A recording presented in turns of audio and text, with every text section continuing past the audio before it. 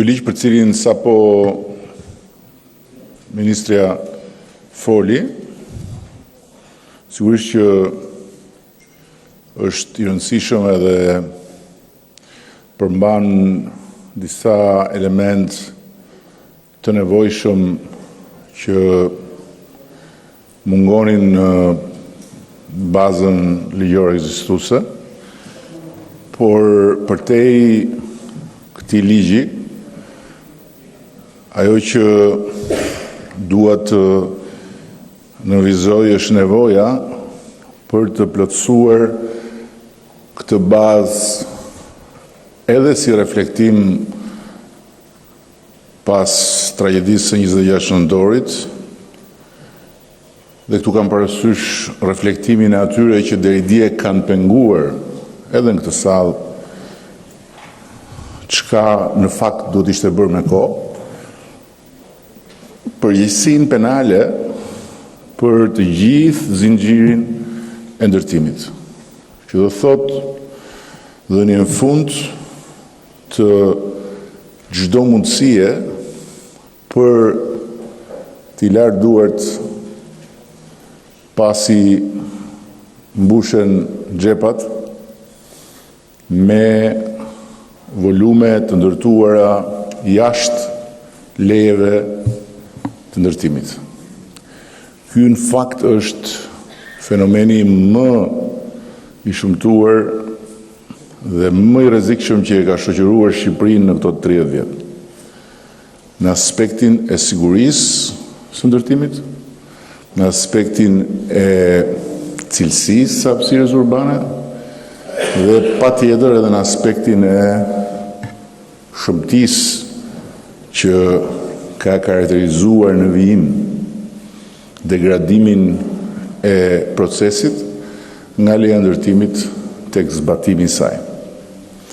Kaq e vërtetë është kjo sa po të bënim një ekspozitë të projekteve që miratohen dhe të projekteve që janë zbatuar në realitet, do kishim dy botë krejt të ndryshme.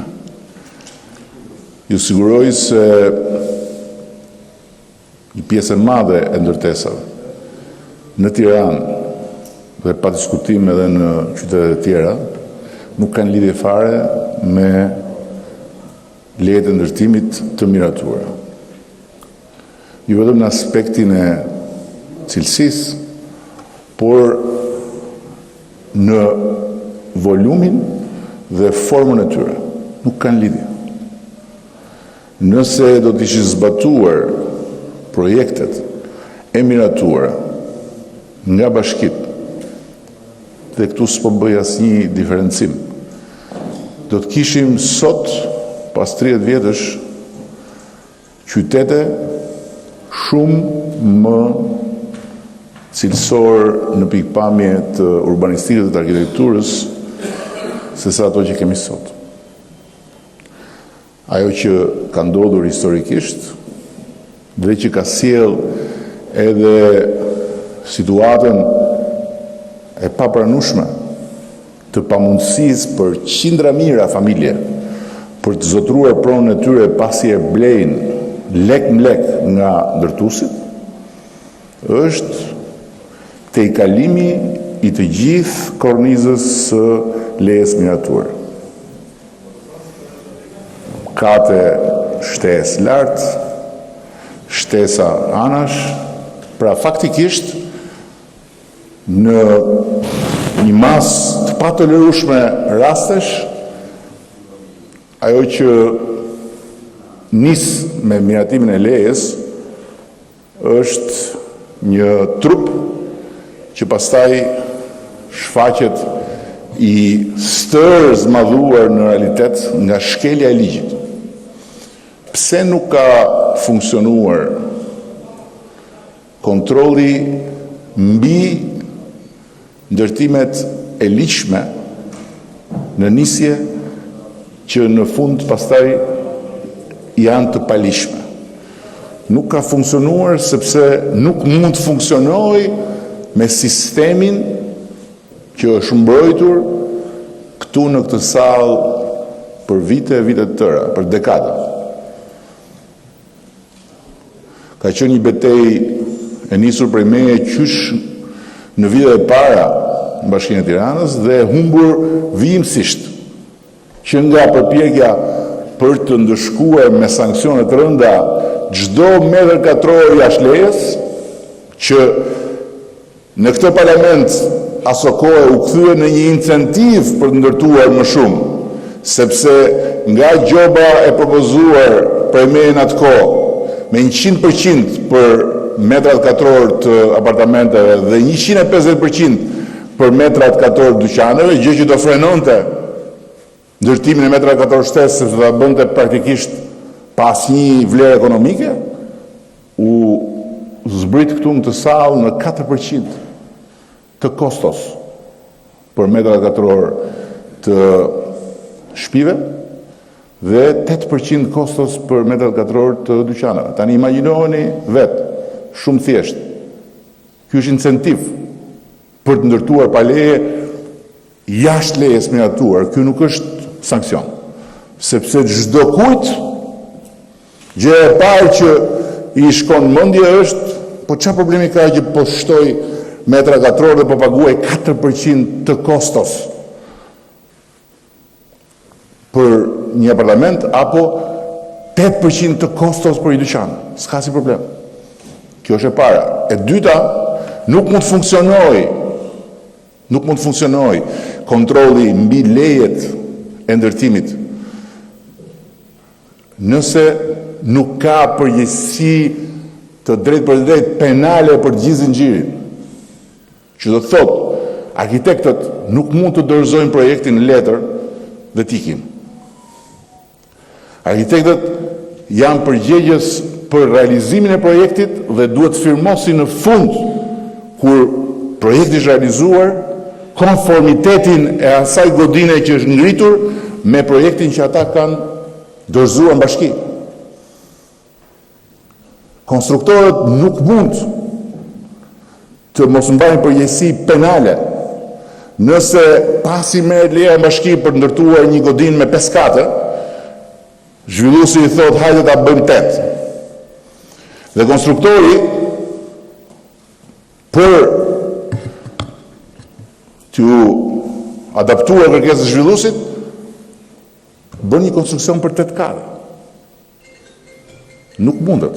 Supervizorët, kolaudatorët nuk mundet të supervizojnë dhe të kolaudojnë pa denoncuar ndërtime të cilat dalin nga leja e miratuar.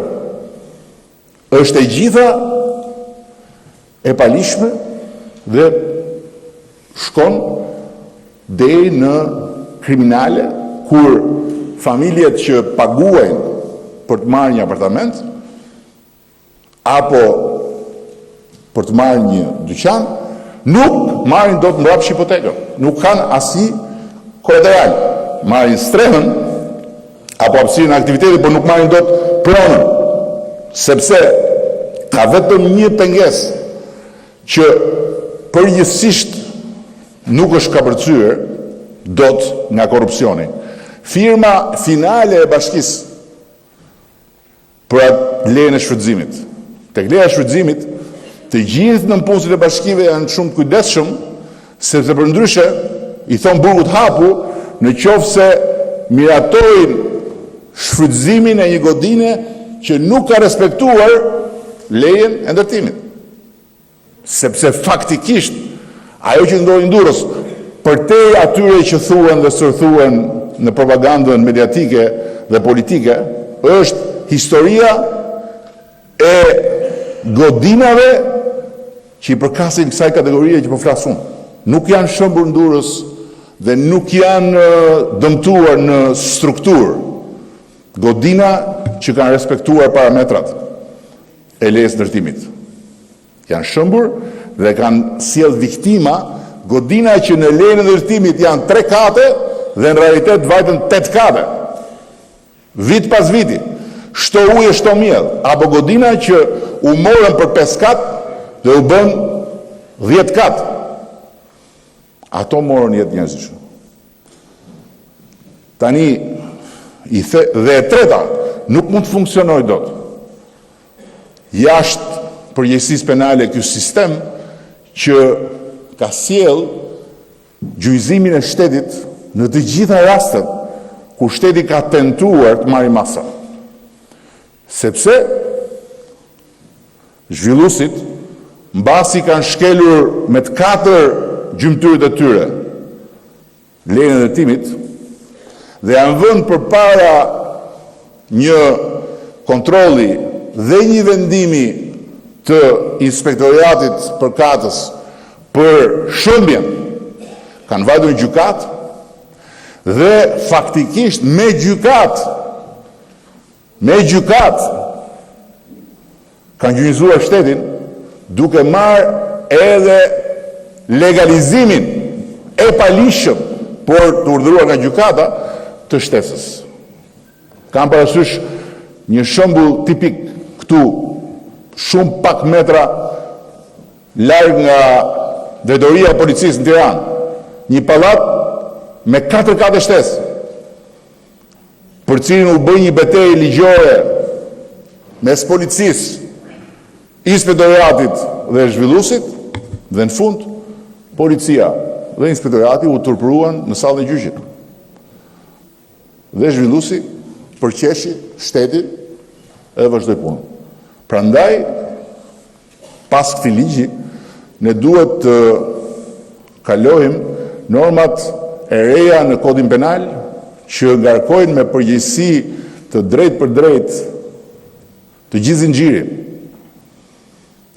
në mënyrë që t'i bëhet shumë e qartë arkitektit që në momentin kur zhvilluesi cënon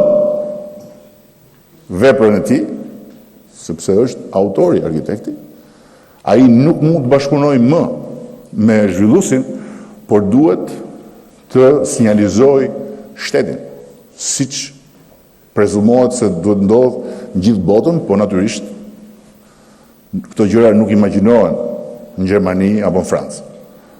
Po kështu konstruktori, po kështu kolaudatori dhe supervizori. Dhe pa diskutim dhe zhvilluesi. Dhe nuk mundet dot që gjykatës të lihet diskrecioni që të fillojë të hyjë në tematikën jo po a është e rrezikshme apo s'është e rrezikshme shtesa. Shtesa e rrezikshme pa rrezikshme është shkelje e ligjit. Dhe është një shkelje e ligjit që sjell e para cënimin e sigurisë juridike të pronës atyre që e kanë bler atë godin. E dyta sjell përfitim të palishëm ekonomik dhe financiar në kurriz të qytetarëve. Prandaj, ky aspekt është i domosdoshëm për të plotësuar këtë kornizë dhe në fund nuk mundet dot që sistemi ta mbrojë ndërtuesin që zhvillon jashtë lejes ndërtimit dhe shet metra katror të palishme, duke vendosur në ligj një konfuzion total mbi çfarë duhet bërë me të ndërtesë. Nuk mund të ketë ndërtesa që janë gjysmë të ligjshme, gjysmë të palishme. Në momentin kur ti ke marrë leje për të bërë 5 kata dhe ti bën 6, ndërtesa është e gjitha e palishme. Nuk mund të jetë që të prishet kati i 6. Jo, nuk prishet kati i 6, sepse të prishet katën e 6 do të thotë të hysh në një histori që nga ripamja ekonomike, nga ripamja inxhinierike, nga ripamja e kohës, e stër mundon shtetin, ndërkohë që ndërtuesi nuk hyn asnjë gjë më këmbë. Edhe në rastin kur prezumojmë se kjo mund ndodh, por gjithë historia e procedimeve gjyqësore ka treguar se kjo nuk ndodh, sepse KÇK-ja asnjëherë nuk e ka lejuar këtë gjë. Përkundrazi, KÇK-ja gjithmonë e ka gjyqëzuar shtetin dhe ka favorizuar ndërtuesin. Prandaj, ajo çka duhet bërë taksative është që çdo volum i ndërtuar për qëllim fitimi, pra flasim për banesa, për godina, në shumë njësi, flasim për shtëpitë e njerëzve në fshat, duhet ose shëmbur, ose sekuestruar për qëllime sociale. Nuk mund të jetë më pronë e atyre që e kanë ndërtuar. Dhe vetëm mbyllja e këtij cikli do të bëjë që më në fund në Shqipëri ne të kemi ndërtime që janë në përputhje me ligjin dhe me të gjitha normat e planifikimit dhe me të gjitha normat e ndërtimit.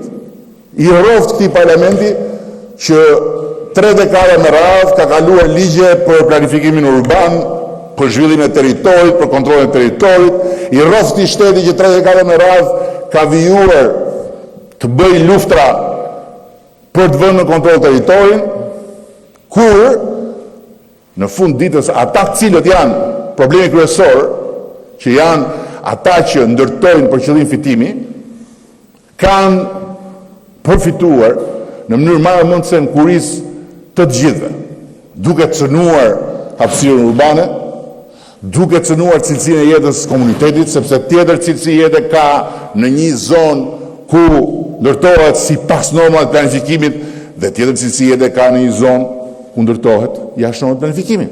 Sot, me drejt, shumë kush qahet për transformimin maramëndës të hapësirave të parkimeve në godina në dyqane.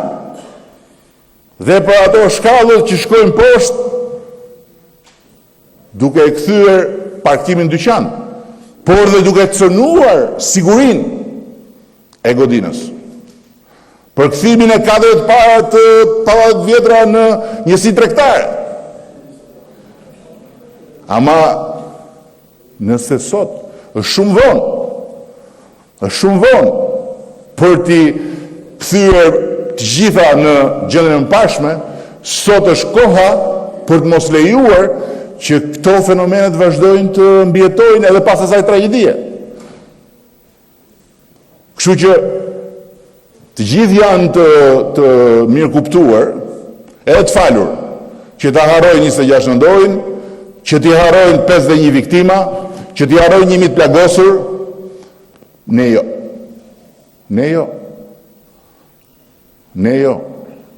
Me asnjë çmim. Le të çojnë gjithë ndërtuesit e Shqipërisë bëhen bashkë, edhe le të armiqësohen me ne dhe le të bëjnë çfarë duan.